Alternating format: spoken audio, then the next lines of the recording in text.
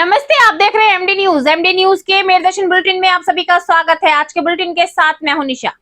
खबरों को स्टार्ट करने से पहले दिन भर की थोड़ी सी खबरों के बारे में जानकारी दे दूं। मेरदर्शन चैनल का पूरा प्रयास रहता है कि किस तरीके से चुनावों की तैयारी चल रही है वो हर खबर आप तक पहुंचाई जाए। किस तरीके से प्रत्याशी जनसंपर्क कर रहे हैं, सभी से मिलकर सभी को अपने अपने कार्यों के बारे में बता रहे हैं। जीतने के बाद किस तरीके से जनता को सपोर्ट करेंगे, ये सारी खबरें मेरदर्शन चैनल के माध्यम से हम आप तक पहुंचा रहे हैं। साथ साथ महिलाओं पर अत्याचार अभी भी नहीं रुक रहे हैं। रोज कोई ना कोई पीड़िता एसएसपी कार्यालय पहुंच रही है और इंसाफ की गुहार लगा रही है। आज भी 2 पीड़ित महिलाएं एसएसपी कार्यालय पहुंची और इंसाफ की गुहार लगाई। उन्होंने कहा कि थाने में जाने के बाद कंप्लेंट करा दी जाती है लेकिन इंसाफ नहीं मिल रहा।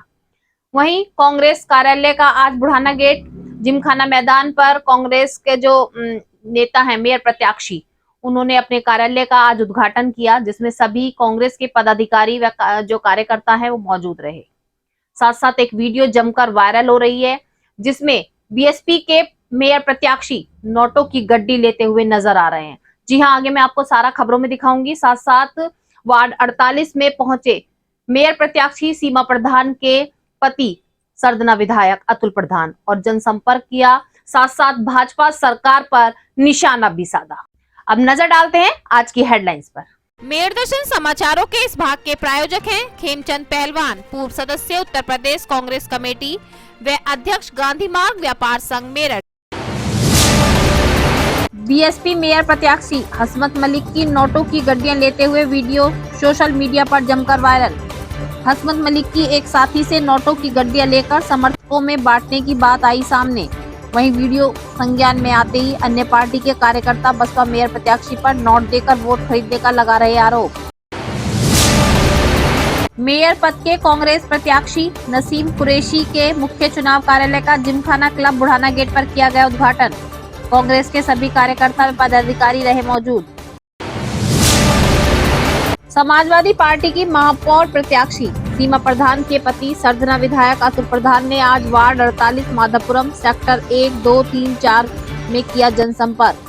क्षेत्रवासियों से की अपील, 11 मई को साइकिल का बटन दबाकर मेयर प्रत्याशी सीमा प्रधान को बनाए विजयी व भाजपा सरकार पर साधा निशाना।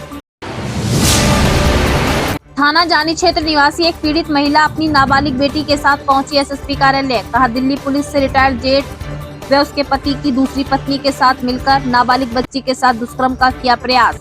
थाने में कंप्लेंट कराने के बाद भी नहीं मिला अब तक इंसाफ। थाना गंगानगर क्षेत्र निवासी एक पीड़ित अपने मासूम बच्चे के साथ पहुंची एसएसपी कार्यालय। अपने पति पर जान से मारने व घर से निकालने का लगाया आरोप। कहा, अवैध संबंधों के चलते पति द्वारा लगातार किया जा रहा उत्पीड़न। गंगानगर थाने में नहीं हो रही सुनवाई, दिलाया जाए इंसाफ। अब खबरें विस्तार से। जैसा कि मैं आपको लगातार बता रही हूँ, नगर निकाय चुनावों की तैयारी काफी जोर शोर से चल रही है। सभी प्रत्याशी अपनी अपनी कमर कस चुके हैं।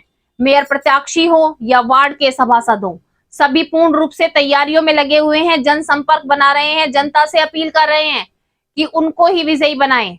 लेकिन आज सामने एक वीडियो आ रही है, एक वीडियो जमकर वायरल हो रही है। बसपा के मेयर प्रत्याशी हसमत मलिक की एक वीडियो कि नोटों की गड्डी लेते नजर आ रहे हैं। साथ साथ अपने समर्थकों को नोट बांटने की बात भी कही गई है। वीडियो संज्ञान में आते ही अन्य पार्टी के सदस्यों कार्यकर्ताओं द्वारा कहा गया कि पैसों के जोर पर वोट खरीदने का प्रयास किया जा रहा है। ये मामला पुलिस तक भी पहुंचा। अब देखना यह होगा कि क्या कार्रवाई होती है।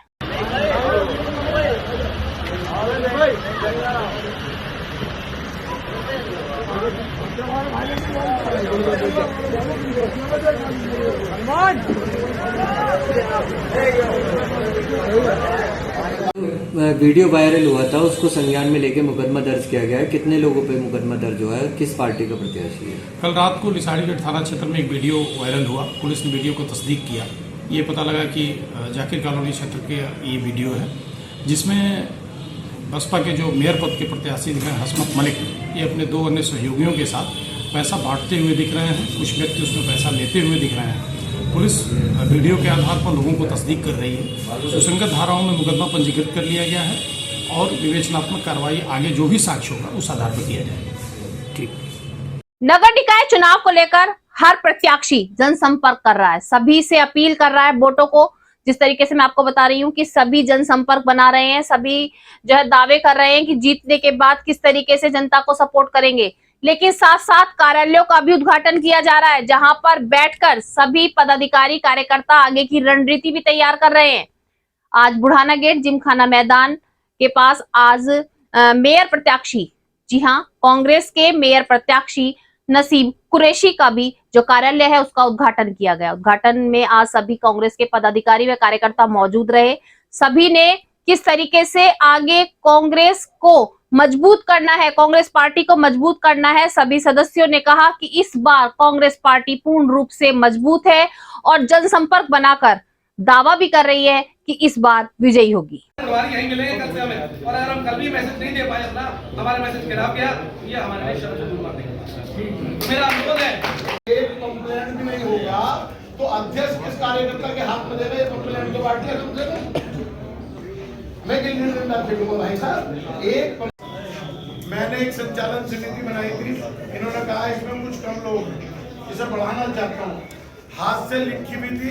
मैंने कहा भैया ऐसा है, ये मेरी समिति मेरे पास टाइम दूर हो रही है, वाले कोई डालो रख लो, कोई बात नहीं, चुनाव के लिए तो दूर भी जाना पड़ता। अच्छा, मेरा आप कहने का रिक्वेस्ट करने का काम है, मैं उससे दूसरी बात, दिनेश कौन शर्मा डॉक्टर साहब यहाँ बैठे 2 दिन, और वो बैठे क्या नाम है उनका, हिंदी। मैं 1 मिनट के लिए, है तो गुस्ताखी, आप बढ़े आगे सर, 1 मिनट के पहले दिन कहा इन्होंने नहीं दी, मैंने कहा वो दे दो, कह रहे मेरे पास समय नहीं है, मैंने कहा कंप्यूटर वाला बना दो, नहीं जब आप नहीं बना दो, मैं अपनी बात भाई दूसरा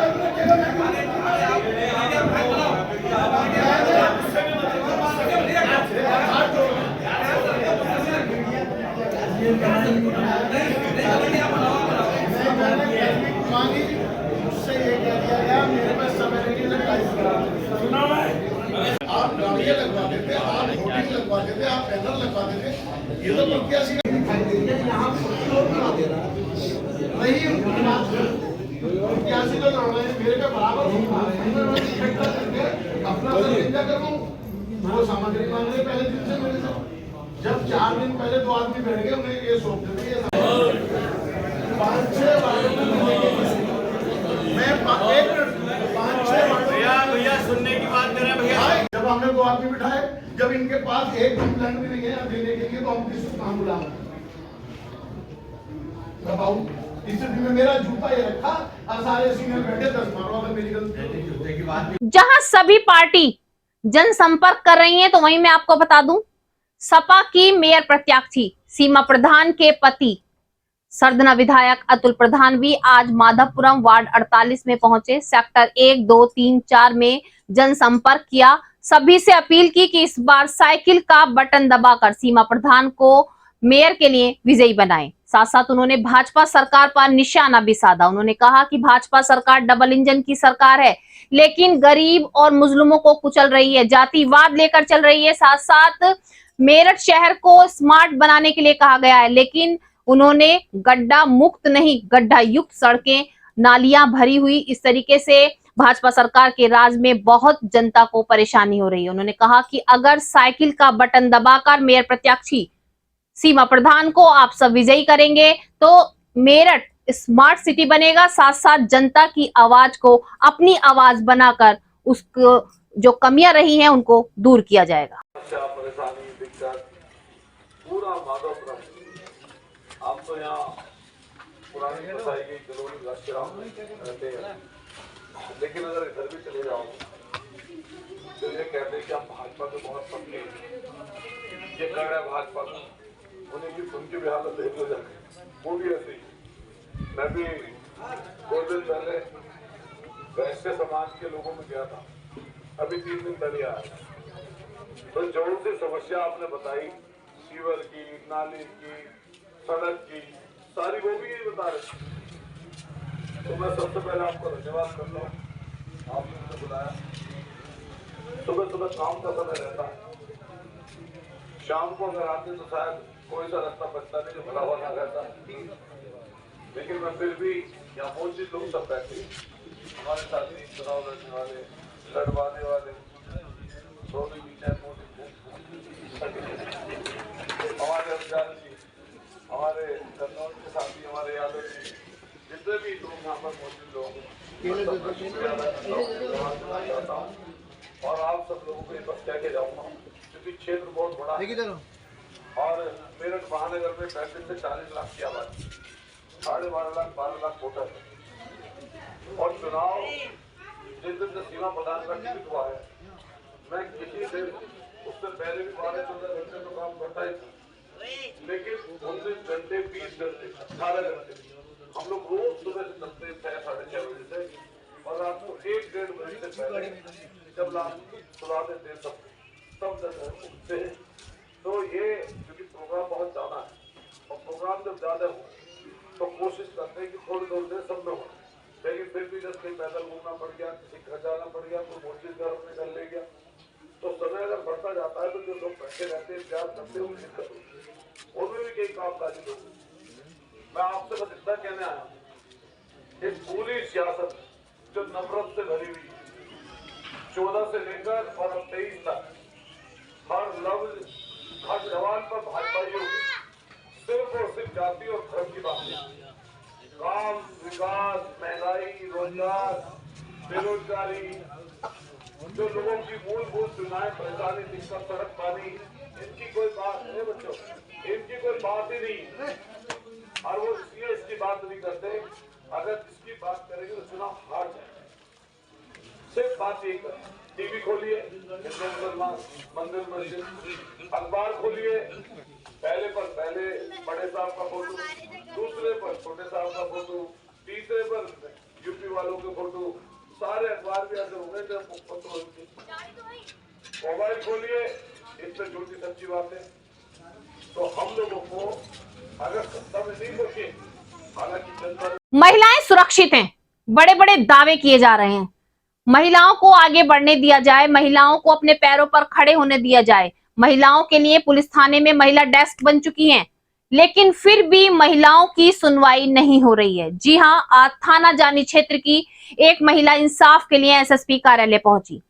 महिला का कहना है कि उसके दिल्ली से पुलिस से रिटायर्ड जेठ व उसके पति की दूसरी पत्नी द्वारा उसकी नाबालिग बच्ची के साथ दुष्कर्म का प्रयास किया गया।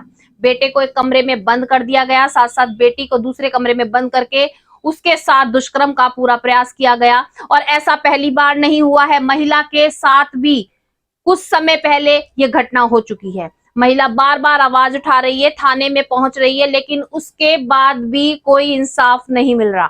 आज महिला अपनी नाबालिग बच्ची के साथ एसएसपी कार्यालय पहुंची और उसने इंसाफ की गुहार लगाई। उसने कहा कि अगर इस तरीके से महिलाओं के साथ जो अत्याचार हो रहा है उनकी सुनवाई नहीं होगी तो ऐसे लोगों के हौसले बुलंद रहेंगे और आगे फिर वो ऐसे ही घटना को अंजाम देंगे।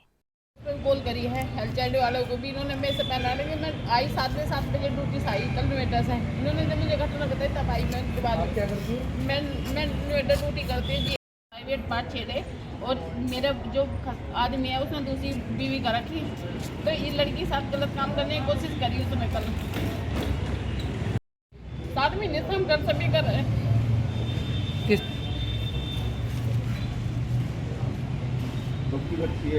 कल 2 बजे की घटना है जी। वो दिल्ली पुलिस में था, अब रिटायर है। किस पद से रिटायर हुआ है? कांस्टेबल था।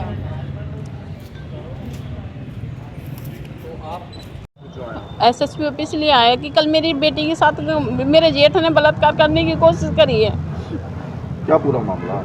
पूरा मामला ये है कि मेरा जेठ ये नहीं चाहता कि हम यहाँ पर रहे और मेरे बच्चों को यहाँ पर रखने को वो करता है कि यहाँ पे मेरे पति ने दूसरी बीवी का रखी ना, तो इसलिए हमें घर में रहने दे। 7 महीने हो गए मुझे घर से बाहर निकले। मैं अपने बच्चों की 4 बच्चे हैं, चारों की परवरिश मैं कर रही हूँ अपने। तो किस तरीके से कल उन्होंने दुष्कर्म करने की कोशिश की है? कल ये कहा कि मेरे बेटे को तो अलग कमरे में बंद कर दिया और मेरी बेटी को अलग कमरे में ले जाकर बंद करा, इसके कपड़े उतार दिए, इसके प्राइवेट पार्ट छेड़े गए और मेरे जो वाइफ पति ने जो दूसरी लेडीज का रखी वो भी साथ थी। तो इसने शोर मचाया, जाके वो छोड़ के भाग गए। क्या करते हैं आपके जेठ? मेरे जेठ दिल्ली पुलिस से रिटायर हैं। आप थाने गई थी इस संबंध में? थाने में गए थे, थाने में कोई सुनवाई नहीं होती, मेरी भी नहीं हुई थी। मेरे साथ भी पहले जेठ ने ऐसे ही कर्म करा था आके, साथ में 29 सितंबर को मेरी गैल भी यही घटना करी थी आके, फिर भी थाने में कोई सुनवाई नहीं हुई थी आज तक। जानी थाने का मामला है। एसएसपी साहब से मिले, एसएसपी साहब ने ये कहा कि चलो तुम्हारी कार्रवाई होगी थाने। गेट पे क्या नाम है? जेठ का वशिष्ठ। वहीं दूसरी ओर आपको बता दूं, थाना गंगानगर क्षेत्र से भी एक पीड़ित महिला अपने छोटे से मासूम बच्चे को लेकर एसएसपी कार्यालय पहुंची और इंसाफ की गुहार लगाई। महिला का कहना है कि उसका पति एयरफोर्स में है और महिला के साथ लगातार मारपीट कर रहा है। महिला के पति के दूसरी महिला के साथ संबंध है, जिसको लेकर के महिला को घर से निकाल दिया गया है। उस पर उत्पीड़न किया जा रहा है, उसको जो है बार बार उसके साथ अत्याचार किया जा रहा है। महिला थाने में कंप्लेंट कराने पहुंची, थाना गंगानगर क्षेत्र में, लेकिन उसकी कोई भी सुनवाई नहीं हुई। अब छोटे से मासूम बच्चे को लेकर दर-बदर की ठोकरें खा रही है। आज महिला इंसाफ के लिए एसएसपी कार्यालय पहुंचती है और वहां पर इंसाफ की गुहार लगाती है। स्टोर से दवाई लेने के लिए निकली तो जब मैं रास्ते में जा रही थी तो वो लोग वेन्यू कार से आए। उसके बाद उन्होंने, जिसमें मेरे पति रोहित सिंह, जेठ मोहित 10 लाख रुपए को लगभग खर्च करके दहेज में दिए थे। शादी के समय से ही मेरे ससुराल वाले, जिसमें कि मेरे पति रोहित सिंह, ससुर मंगू सिंह, सास कमला देवी, जेठ मोहित। मार्च 2023 को मेरे पति रोहित सिंह, जेठ मोहित और उनका एक दोस्त वरुण, तीनों मकान पर आए गंगानगर स्थान, और वहाँ पर आकर मेरे साथ मारपीट की। और मेरे पति ने मुझे मारते हुए ये कहा कि अगर अपने बाप के घर से हमारे बेटा, जो एक 1.5 साल का बच्चा है देवांश। थोड़ा बताइए क्या घटना हुई है? मेरी शादी 22 नवंबर 2019 को रोहित सिंह पुत्र मंगू सिंह नाम। मेरे सास ससुर का कहना है कि हमारा बेटा फौज में है, 20 बीघे जमीन उसके हिस्से में आती है, ठीक है। तो तेरे बाप ने क्या दिया? हमारे लड़के को फॉर्च्यूनर कार मिलने वाली थी, उससे शादी कर। मेरा नाम प्रिया है। मेरी शादी 22 नवंबर 2019 को रोहित सिंह पुत्र मंगू सिंह, ग्राम गावड़ी, थाना भवनपुर के साथ हुई थी। मेरे ससुराल वाले और पति मिलकर मुझे शादी से ही दहेज के लिए प्रताड़ित करते आ रहे हैं, शारीरिक व मानसिक रूप से। अभी उन्होंने मुझे मारने की, मेरे और मेरे बच्चे को मारने की कोशिश कर रहे हैं, क्योंकि मेरे हस्बैंड के जो है नाजायज़ संबंध है किसी लड़की से, ठीक है। तो वो चाहते हैं कि अगर मैं ही मर जाऊंगी और हमारा बच्चा ही नहीं रहेगा तो कोई बात ही नहीं रहेगी, इसलिए उन्होंने दहेज वहेज का मुकदमा डाल दिया मेरे ऊपर। क्या नाम है आपके पति का? मेरे पति का नाम रोहित सिंह है। क्या करते हैं ये आर्मी में है। अब पोस्टिंग इनकी कहाँ? पोस्टिंग इनकी कलिम्पोंग में है, लेकिन ये अटैच दिल्ली में है। तो आज आप कप्तान से मिलो, कप्तान साहब ने क्या आश्वासन दिया आपको? कप्तान साहब ने आश्वासन दिया है कि कार्रवाई होगी। आईओ जो है वो कार्रवाई नहीं कर रहे थे किसी प्रकार की। अब क्या मांगे आप इसमें? हमारी मांग है कि मुझे न्याय मिलना चाहिए, मुझे और मेरे बच्चे को। वो लोग मार ही देंगे तो उसके बाद क्या कार्रवाई होगी, उससे पहले होनी चाहिए। कौन सा थाना आपका? थाना गंगानगर। थाने गए थे आप? जी थाने गए थे। कुछ कार्रवाई नहीं हुआ? नहीं जी, कोई कार्रवाई नहीं हो रही। आज के मेरे दर्शन बुलेटिन में बस इतना ही। तेज और ताजा खबरें जानने के लिए देखते रहिए मेरे दर्शन। यदि आप भी हमारे साथ जुड़ना चाहते हैं या स्पेशल बुलेटिन बनवाना चाहते हैं तो नीचे दिए गए नंबर पर संपर्क करें, सब्सक्राइब करें। MD news Meerut.